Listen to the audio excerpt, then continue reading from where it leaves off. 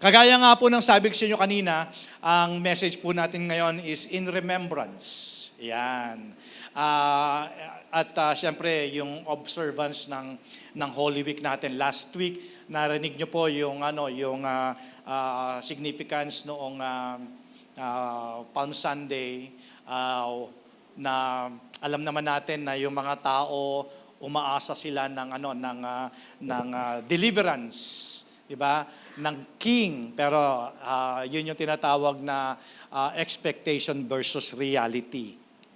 Okay. So, people were shouting Hosanna that day, and after 5 days, the same people sa crowd na yon ang sumisigaw din ng crucify him.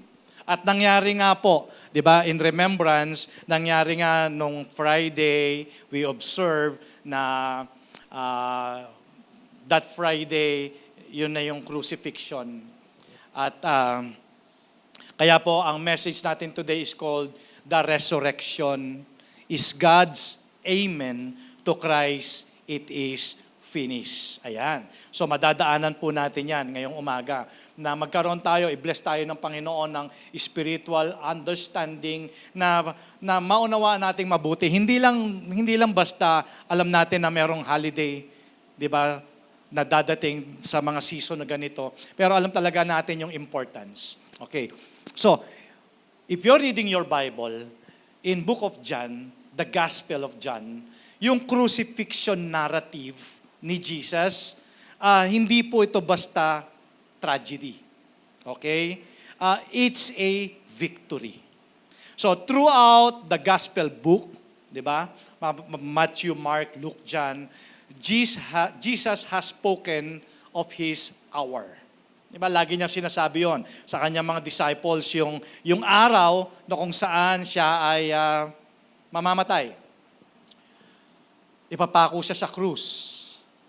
And that hour has arrived. Yun na nga yung tinatawag natin na yung crucifixion. And again, in Book of John, it records the final word as a shout or as a cry of victory. Ito po yung one Greek word called tetelestai. Di ba? Nababasa nyo yun, di ba? Yan po ay Greek word. Tetelestai, in English, it is finished. Okay. Now, itong it is finished na to is recorded in Book of John, chapter 19, verse 30. Okay? So, basahin po natin. So, when he had received the drink, Jesus said, it is finished. Alam niyo po, itong it is finished na to, naniniwala ako, hindi po ito whisper. Ito ay shout. Okay? Di ba? Parang, it is finished. Di ba? Mamaya po, mas maintindihan natin yan. Sabi dito, Jesus said, it is finished. With that, He bowed His head and gave up His spirit. So it signifies the completion of Jesus' mission. The full payment of sins and the fulfillment of the prophecy. Ito yung tinatawag na one last cry, one last shout. Hindi po ito whisper of defeat. It was the shout of a champion who had just finished the race. Nakarinig na ba kayo nung yung mga champion or yung mga athlete na on the way doon sa finish line? 'Di ba? Napapasigaw talaga, 'di ba? Ganun tayo eh. So, to understand this word, it is finished, ito yung very core ng gospel. At church, to apply this word is to step into the freedom of Christian life. Bakit po natin sinabing freedom? Kasi marami sa atin, hindi natin nauunawaan talaga yung words ni Jesus na it is finished. So pag naunawaan po natin ito, nag-grasp po natin ito in our hearts, in our mind, doon po magsisimula yung freedom natin in our Christian life. Okay. So first, pag-usapan muna natin, ano ba yung meaning nitong word na to na it is finished? Okay. So, ito pong it is finished. To understand yung original. So, syempre, pag narinig natin yung tetelestai o yung it is finished with different kind of people na nakakarinig. Sabi nga, in every walks of people, di ba? In every different kinds of people or listeners na makakarinig nito, syempre, let's say for example, kung ikaw ay negosyante, if you're a business person, di ba? Itong it is finished na to, importante sa ito, yung business term na para bang pakiramdam mo pag ikaw ay business people, parang isang loan, parang isang utang, di ba? Na paid in full. Ano pakiramdam nung ito na yung huling buwan ng pagbayad mo ng loan mo? Ano pakiramdam? Di ba? Yung bahay na hinuhulugan mo, ito na yung huling payment. No? Wow! Di ba? It is finished. Tetelestai. Amen, di ba? Di ba yun yung pakiramdam ng mga business people in business term. Now, yung mga artist, di ba? Nakakita na kayo ng mga artist, di ba? Yung kanilang masterpiece, yung kanilang mga paintings, di ba? Pagkatapos na yung kanilang mga arts, in artistic term, 'di ba, ginagawa nila, nilalagyan nila ng sign. So ibig sabihin nun, wala na, nothing more can be added. So it's finished. So kaya ko po sinasabi sa inyo to kasi gusto ko maintindihan niyo tong word na to. Syempre of different people in the crowd. Iba-iba kasi tayo, 'di ba? Merong business people, merong mga artists, merong namang may servants. So, in servants term naman, 'di ba? Itong it is finished, itong tetelestai na to, ito yung ito ay naisisigaw din na pag natapos na yung difficult task o yung assignment ng kanyang master. 'Di ba? Yung ibig sabihin, mission accomplished. Yung may pinapagawa sa iyo yung boss mo sa opisina. A difficult task, pero natapos din. Di ba? Nararamdaman nyo? Naintindihan po natin, di ba? Ito yung it is finished eh.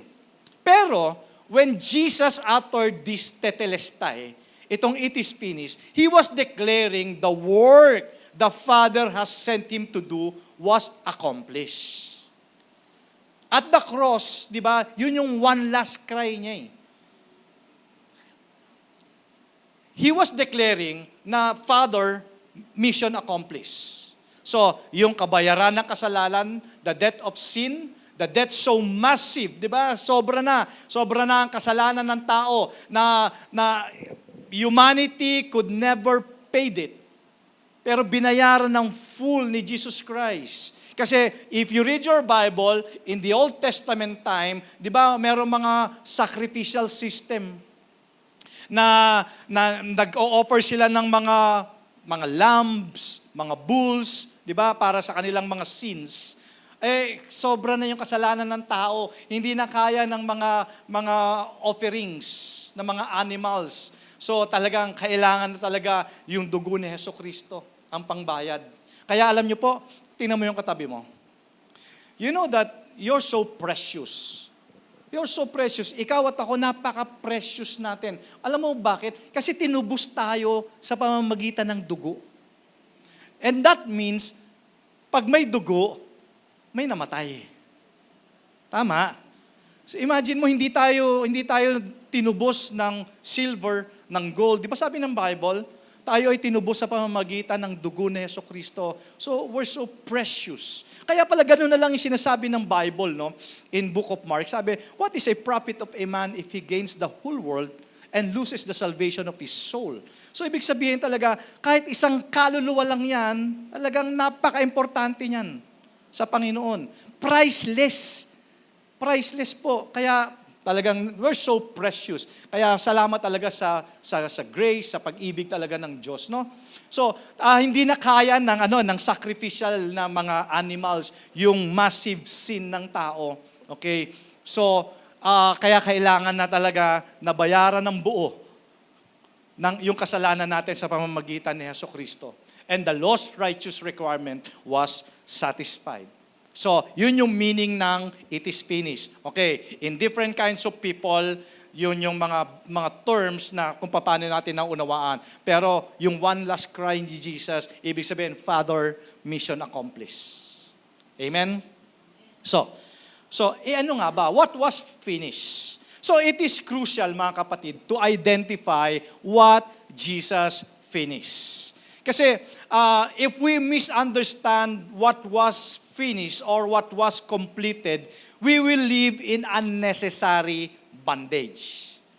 Hanggat hindi mo nauunawaan ang ano yung finish, ano yung tinapos ni Jesus, maaaring mamumuhay ka in bondage.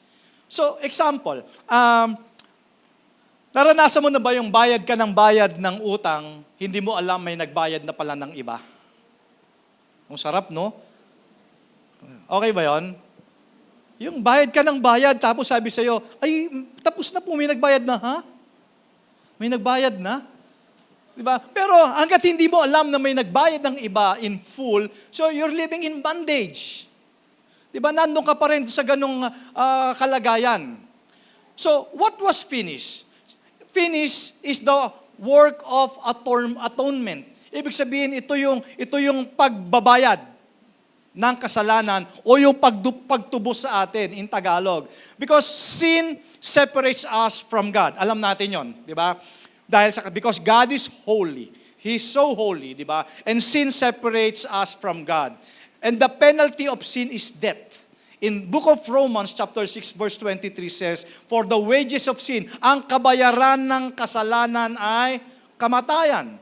But the free gift of God is eternal life in Christ Jesus our Lord. Imagine mo, di ba? Sabi sa Romans 6:23, for the wages of sin is death. Sino dito yung okay, tanungin ko kayo. Nagtrabaho ka ng isang buong buwan, tapos hindi ibinigay yung sahod mo. Ano pakiramdam?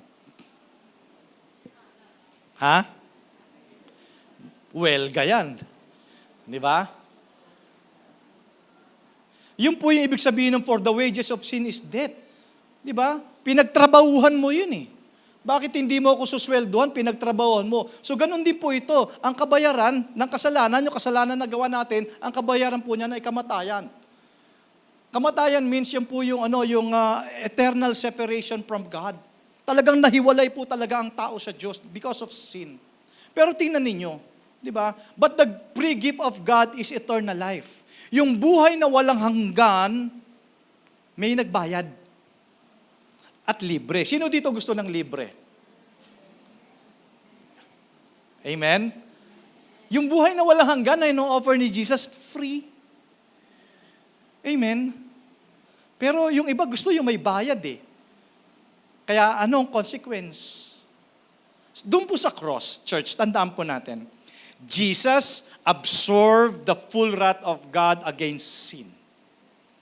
Galit ang Diyos sa kasalanan. Pero nung binayaran ni Jesus yung kasalanan natin, hindi lang siya nagbayad ng 99%. At nag-iwan siya ng 1% para sa atin. Para bang, sige, hati tayo, 99% sa akin, 1% sa'yo. Gumawa ka na lang ng mabuti. No, it's not.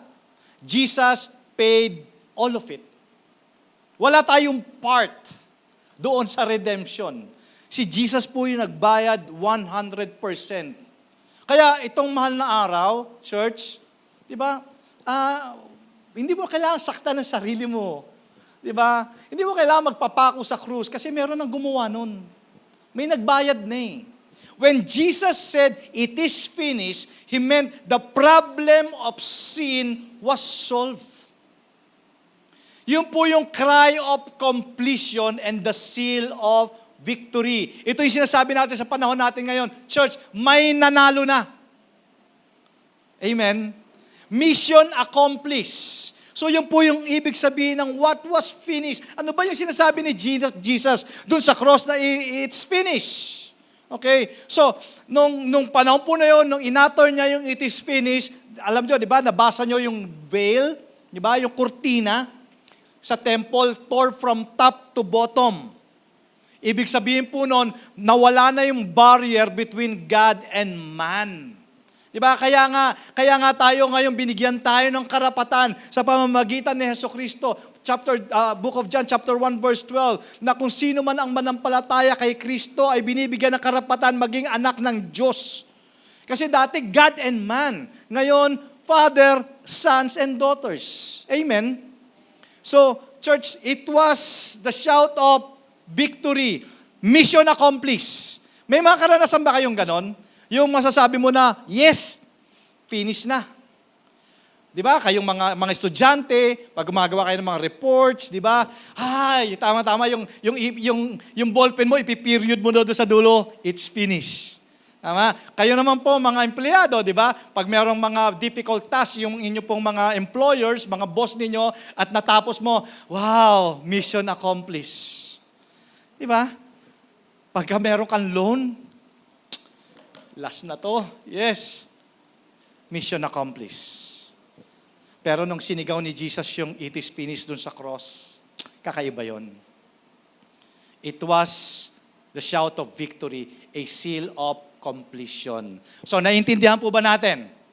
Okay, so pupunta po tayo, move forward tayo doon sa resurrection. Kasi alam nyo, ang resurrection, yan yung conclusion that proves it. Okay, siya yung nag-amen doon sa it is finished ni Jesus. So, if the work was finished on the first day, sabi nga nila Friday, di ba? Friday nung isinigaw ni Jesus yung it is finished eh. So why do we need Sunday? What happened on the third day?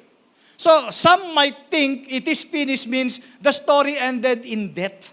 Di ba? Nung araw, ganun yung pagkakaunawa natin. Patay si Kristo ng Friday. Bawal maligo.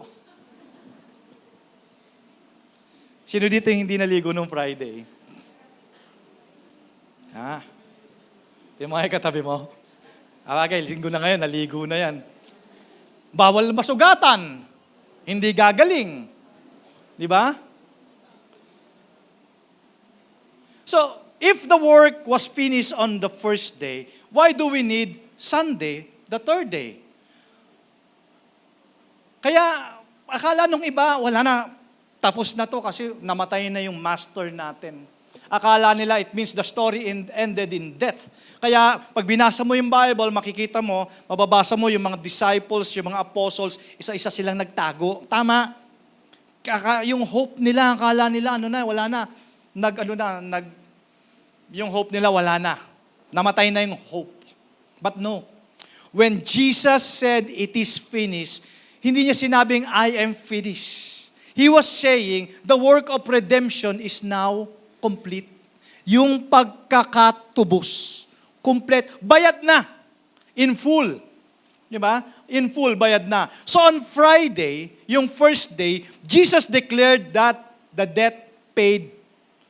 Bayad na nung Friday. Nung Sunday, nung third day, God raised Him from the dead as the receipt, stamp, paid in full. Na experience na yun, pagbayad na, yung loan mo, di ba, paid in full, di ba, ilalagyan niya ng stamp, paid.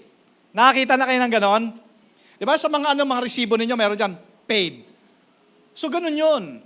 Church, on the third day, ito na sinasabi natin, may resibo.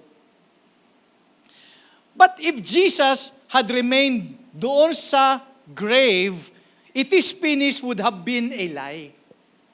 Ito yung sinasabi natin, di ba? Maraming nagkiklaim na sila yung Messiah. They walk dito sa ibabaw ng lupa, namatay sila, pero hanggang ngayon, patay pa din. But Jesus, on the third day, He rose again from the dead. Siya lang yung nabuhay after 3 days. Amen po ba? Kasi if Jesus had remained in the grave, it is finished, would have been a lie. Para lang scam to. Napakong pangako. Just another dead person, hopeful words. Diba? Ito yung mga pangako parang walang pinagkaiba doon sa mga taong nangako lang din. But the resurrection is the divine conclusion that proves.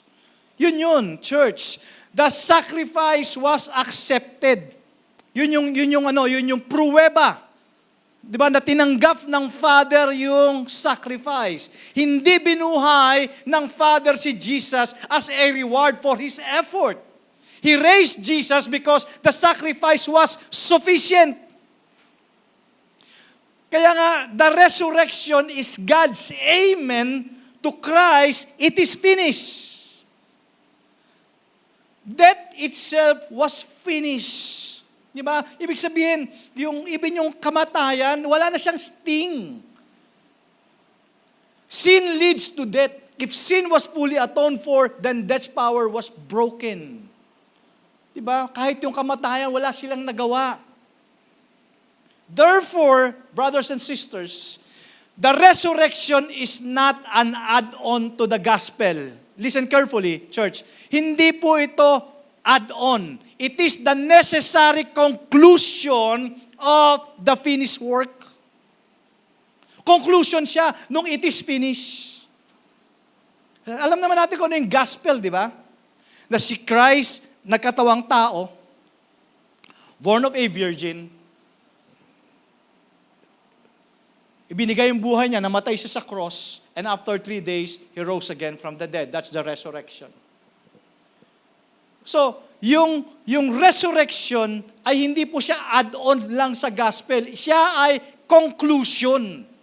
Kaya sabi ni Apostle Paul in 1 Corinthians chapter 15, 17, if Christ has not been raised, your faith is futile. You're still in your sins. So, it is finished was not the final word of Jesus. It was the final word before the final victory. Amen? Yun yung final word bago doon sa victory, before the resurrection. So yung empty tomb is the conclusion that seals everything. You remember the story? Hinahanap nila Mary, hinahanap nila si Jesus doon sa tomb. Pero sabi ng angel, wala siya dito. He is risen. Amen? Do you believe that? He is risen. Buhay ang Diyos. Hindi po siya namamatay every year. Amen? So the empty tomb is the conclusion that seals everything. And without the resurrection, the cross is just a tragedy. Ganun lang din yun. Kagaya lang din ng mga ibang pinako sa krus kung hindi nabuhay si Jesus. Pero nabuhay siya eh. Yun yung pagkakaiba. With the resurrection, the cross is a victory and becomes finished and victorious forever. Okay, may natutunan po ba? Okay, now, ano naman yan, Pastor, para sa atin?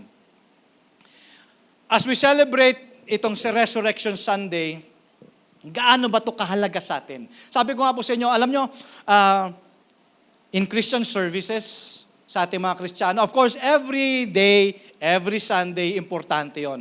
Pero the most celebrated event, dalawa lang yan eh. Most celebrated, I mean, lahat po importante. Pero the most celebrated, yung Christmas, di ba? Yung birth, at saka yung resurrection. Doon kasama na doon yung kamatayan at muling pagkabuhay. That's in memory, in remembrance ni Jesus Christ. So, as we celebrate this Resurrection Sunday, ano ba yung application nito for us today? Because resurrection is not just history, but your present reality. Nakasulat lang ba siya? Kwento lang ba siya sa Bible? Na kailangan lang malaman lang natin na yung gospel, malaman lang natin na si Christ, nagkatawang tao, born of a virgin. Siya po ay binigay niya yung buhay niya sa cross at pagkalipas ng 3 araw, siya ay nabuhay. Well, of course, that's the gospel. That's important. Amen. Pero, paano ba natin ito ma-apply sa buhay natin today? Because it's not just a history, but your present reality. When we say present reality, paano natin ito ma-apply sa buhay natin today? Ano yung significance itong muling pagkabuhay ni Jesus? Bakit importante itong resurrection in Christian faith? Church, if the work is finished and the resurrection is the conclusion, how do we live today? Paano ka ba dapat nabubuhay ngayon? Bigyan ko po kayo ng isang illustration. Imagine, sino dito yung nakapasok na sa courtroom? Na iniiwasan ng marami, di ba? Pero in this scenario, church, imagine mo, you are in a courtroom at nandito yung prosecutor, may hawak-hawak siyang last will and testament, a contract. Itong contract na to ay isinulat, written in blood. Grabe, no?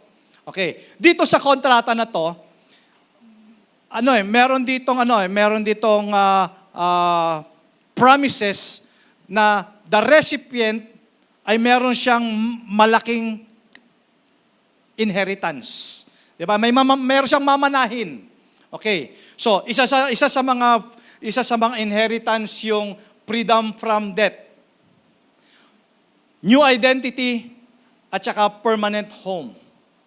And the prosecutor argues. Di ba? Ganun naman sa loob ng korte, di ba? Merong prosecutor, merong defense. So itong prosecutor na to, nag-argue ka, sabi niya, itong kontrata na to null and void. Kasi yung pumirma nito, patay na. So, church, if the story ends there, the will is worthless. Walang kwenta yung last will and testament na yon. But if the one who signed it, pumasok dun sa courtroom, buhay, at sinabi niya, yes, confirm yung last will and testament na yan. So how do you feel? And that is what resurrection is. Tama nga naman, di ba? Kung wala magpapatunay, null and void. Pero, resurrection proves it. Church, marami sa atin, the resurrection is a doctrine we celebrate. Diba? Yun yung alam natin. Marahil siguro pumunta tayo ngayon dito kasi yun lang alam natin. Ito ay Paskong Pagkabuhay. This is Resurrection Sunday. Yes, it's true. Pero in our hearts, naintindihan po ba natin na this is not just a doctrine we celebrate once a year. Di ba? Ang nakakalungkot, alam nyo, ang Diablo talaga eh. One of the most important event na tayong mga Kristiyano na dapat nating inaalala, nire-remember, sineselebrate, alalahanin yung ginawa ni Jesus Christ sa cross, yung kanyang muling pagkabuhay, abay pinalitan ng egg hunting, at saka Easter Bunny. Tama? Hello? Umamin kayo, taas ang kamay dito nung nag-egg hunting. Mamaya mag-egg hunting. Ano ang kinalaman nung muling pagkabuhay ni Jesus sa egg hunting? Tingnan mo yung katabi mo. Sabi mo sa kanya, parang ikaw ang pinag-uusapan na. Church, nakuha nyo yon? Ano nga ba ang kinalaman ng resurrection sa Easter Bunny?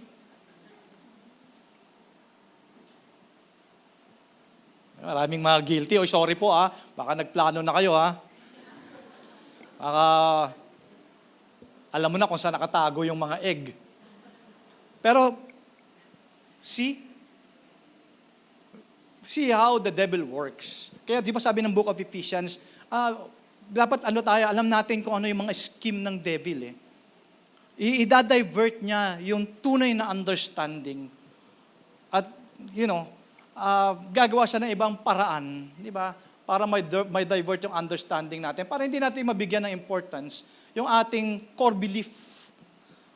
But the early church, if you read your Bible, the resurrection wasn't just a historical event to remember. It was the engine, church. It was the engine or application for their daily lives. At yun po yung sa atin today. Kailangan alam natin i-apply sa pang-araw-araw nating buhay yung significance ng resurrection. Amen? So, kung si Jesus nandun pa rin sa grave, Christianity is just a nice philosophy. But because He is risen, everything changes. Now na. Ngayon na. May dapat nagbabago, may nangyayari. Hindi lang, of course, the biggest promise ng resurrection is yung when we die. Diba? Tayo ay bubuhayin muli ng Panginoon at bibigyan niya tayo ng buhay na walang hanggan. So the resurrection is not just a history, but your present reality. How? First, yung resurrection empowers your present life. Diba? Nagkakaroon ng transformation. Kasi kadalasan, we think resurrection is just about life after death. Well, yes, of course. But in book of Romans chapter 6 verse 4, it says, "We were therefore buried with him through baptism into death, in order that, just as Christ was raised from the dead through the glory of the Father, we too may live a new life." Okay, so of course, the context again is new life, kasama natin ang Panginoon, pag tinawag na tayo ng langit. Pero sabi nga natin, paano naman ang application itong resurrection na to now? Buhay pa tayo eh. Okay? The resurrection isn't just something we believe happened to Jesus. It is something that happened to us. It is the power source for a new life. Amen? So dito yung, Pastor, sawan-sawa na ako sa buhay ko talaga. Yaran bang ganon? Sawan-sawa na ako, gano'n na lang, parang wala nang pag-asa.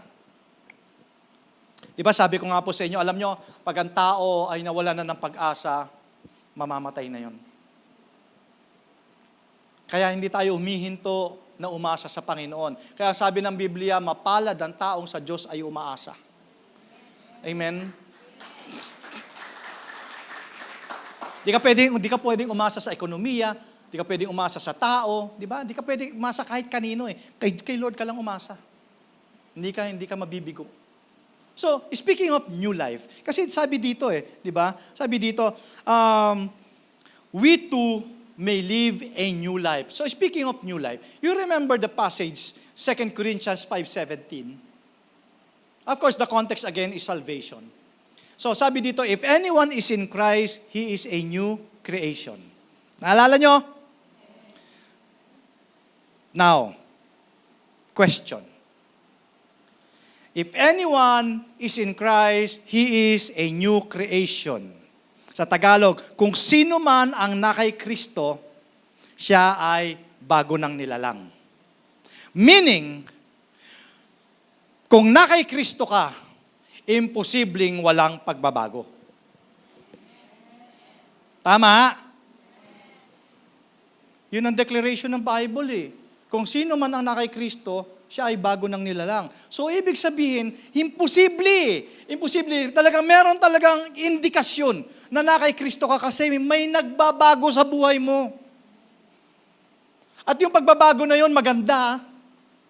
Now, question. Unahin natin, husband and wife. May pagbabago ba kay Mr. o kay Mrs.? May napapansin ba kayo? Kasi may mga mag-aasawa dito. Yan. Sabi ni Mrs., nagbago pastor, nagbago ng brand eh.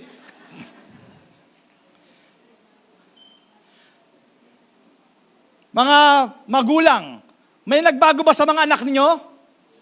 Kaya tayo nasasabihin na pa-church ka pa. Di ba? May napapansin ba kayo mga magulang sa mga anak? O mga anak, may napapansin ba kayong pagbabago sa mga magulang nyo?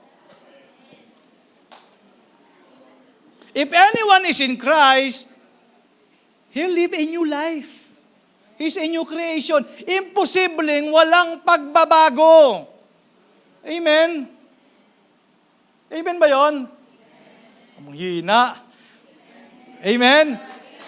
Yeah. May nagbago? Magandang pagbabago, ha? Amen. Okay. So, next is, paano ba natin to? Anong benefit nito? Paano natin to ma-apply sa buhay natin today? Hindi lang pag tinawag tayo ng Lord, pagka kinuha niya na tayo. Siyempre, doon tayo, kasama niya tayo sa piling niya, doon sa kaharian niya sa langit. Pero, for us today, the resurrection redeems your suffering. Diba? Meron tayong hope. Isa sa mga benefit nito, resurrection is, yung suffering natin ay meron talaga siyang purpose. Hindi tayo dumadaan sa mga pagsubok ngayon ng buhay dahil walang dahilan. Meron dahilan ng Diyos bakit nandiyan ka sa kalagayan na yan. Amen? May purpose ang Lord sa life natin eh. Naalala ko tuloy, ito, pumasok lang sa isip ko ngayon. Naalala ko tuloy si Joseph. Remember si Joseph? Di ba nung nanaginip siya, sabi niya, nanaginip siya na yung kanyang mga kapatid ay luluhod sa kanya. Tama? Naalala nyo?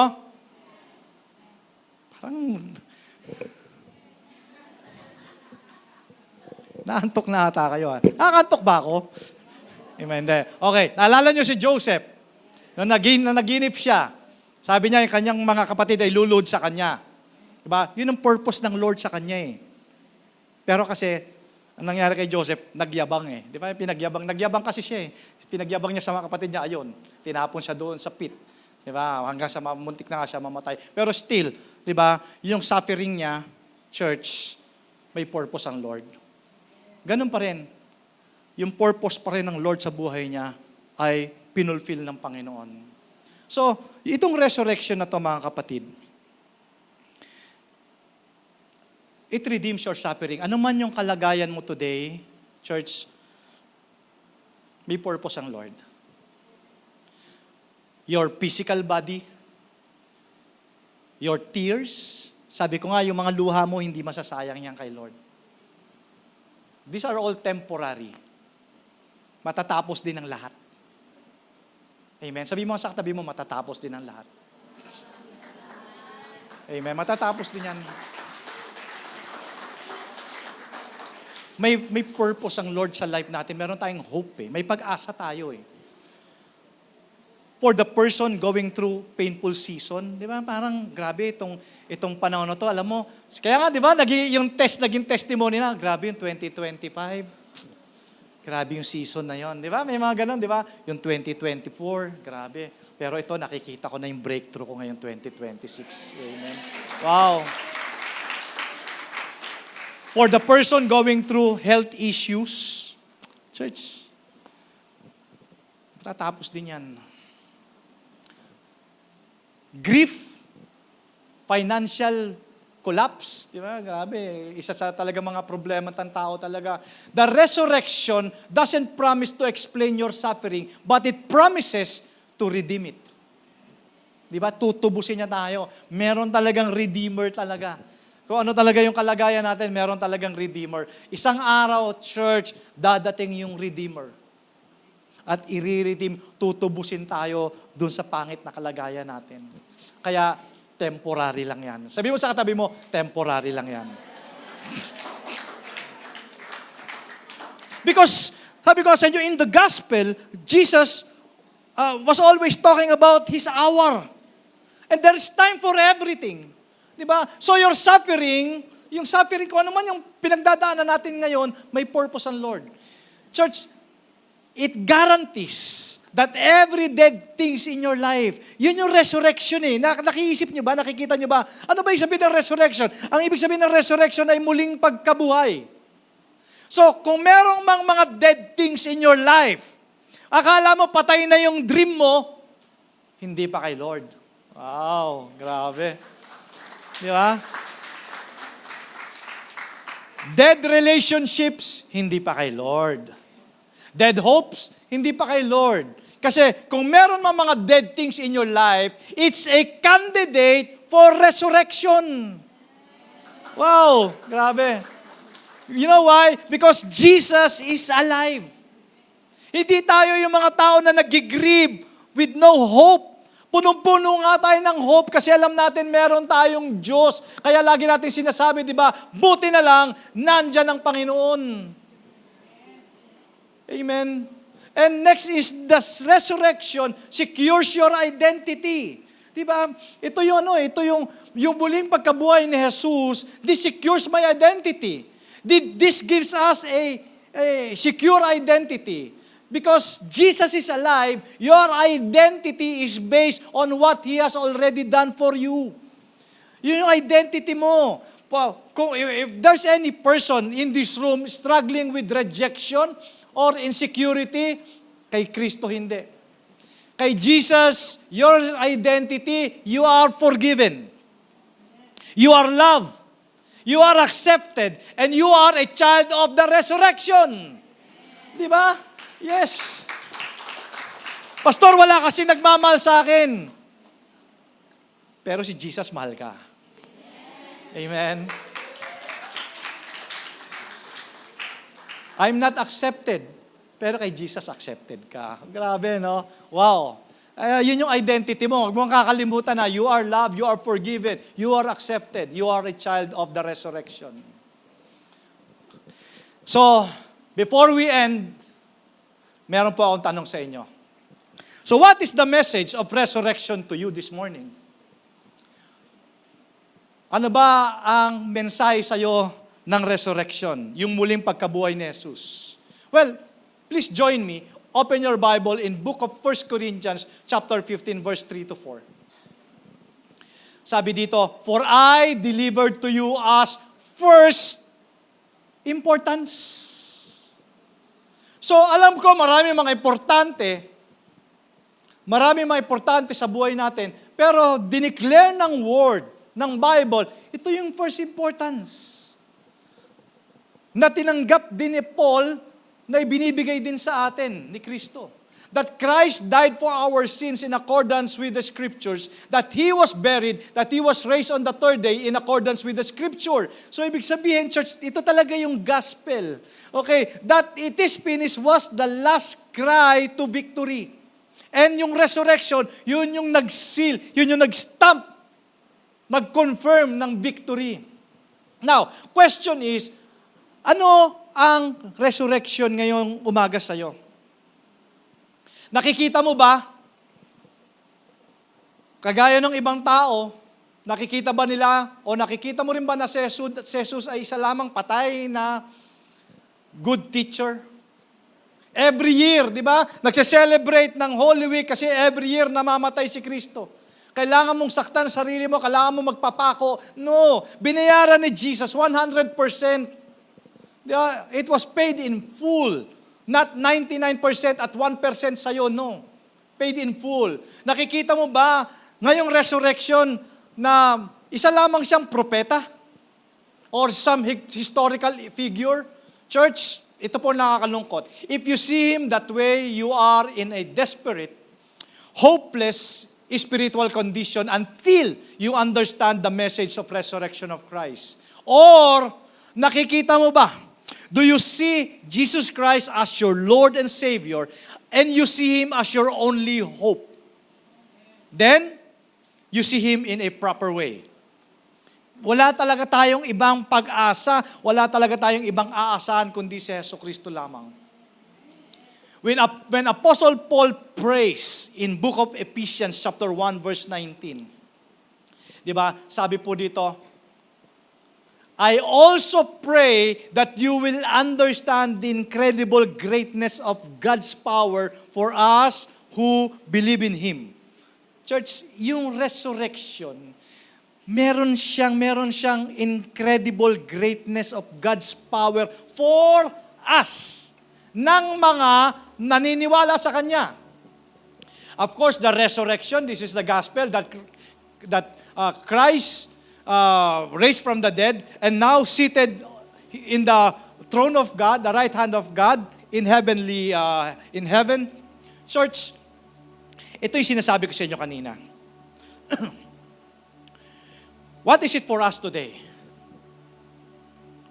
Siyempre, ang conclusion ng resurrection natin, pag tinawag na tayo ng langit, church, meron tayong eternal life. Meron tayong buhay na walang hanggan. But the power that raised Jesus Christ from the dead is the same power working for us today. Alam nyo ba yon? Grabe. Nakita ninyo kung paano pinresent? Kung paano, ano yung word na to? Paano in-emphasize dito sa verse 19 yung power ng resurrection. Sabi dito ni Paul, I also pray that you will understand. Kasi church, hanggat hindi mo naiintindihan yung benefit, yung power ng resurrection, you will live in bondage. Pero pag naintindihan mo yung it is finished na yan, and then that resurrection, you will live in freedom. Tinaw pa paano dito ni-represent yung power na yun. That you will understand the incredible greatness. Grabe, parang may ini-imagine ko, parang dito ibinuhos talaga yung kapangyarihan talaga, no? Incredible greatness of God's power for us who believe in Him. So, ano ibig sabihin nito mga kapatid? For us today, Meron ba mga dead situations in your life? Now, that feels hopeless. Meron ba? Pastor, wala na ata akong pag-asa. Yung prayer ko, tagal na, Pastor, wala pa. Pero sabi ko sa iyo kanina, that resurrection, it means your sufferings ay may purpose. Meron ba mga dead situations in your life? Ano ba yung katotohanan ng resurrection that gives you a different perspective sa narinig mo ngayon? Because resurrection is God's amen to Christ, it is finished. Meron ba mga dead dreams ka? Akala mo wala na yung dream? Pero alam mo ba? That resurrection is your healing. That resurrection is your hope. That resurrection is your answered prayers. That resurrection is your victory. That resurrection is your success. Alam mo, every time I remember Jesus' resurrection, it reminds me of the incredible greatness of His power. Ibig sabihin nun sa Tagalog, may mahirap ba kay Lord? Whatever situations you have right now, walang mahirap kay Lord. Amen. Sabi mo sa katabi mo, kaya ni Lord yan. Kaya ni Lord yan. And that's the power of resurrection.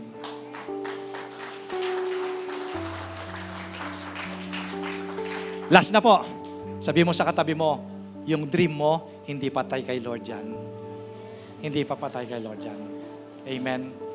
Hindi pa. Amen ba yun? Because the resurrection is God's amen. To Christ, it is finished. Amen. Ano nga ba? May ibang dead situations pa tayo. Sige nga, think about it, church. Close your eyes. Sige nga, meron ba? Akala mo wala nang pag-asa. Pero kay Lord, hindi pa. Merong hour yan. Meron niyang timing kay Lord.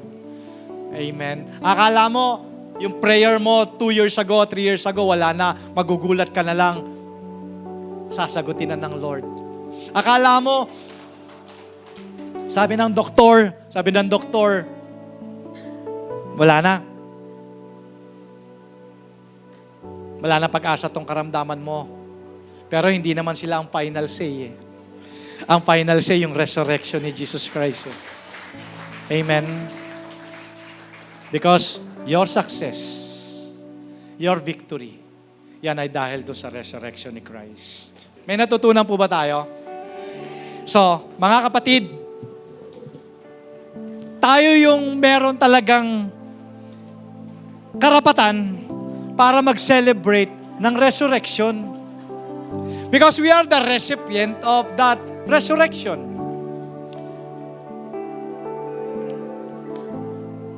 And your identity mo, balikan mo lang yung mga bagay na ginawa ni Jesus sa iyo.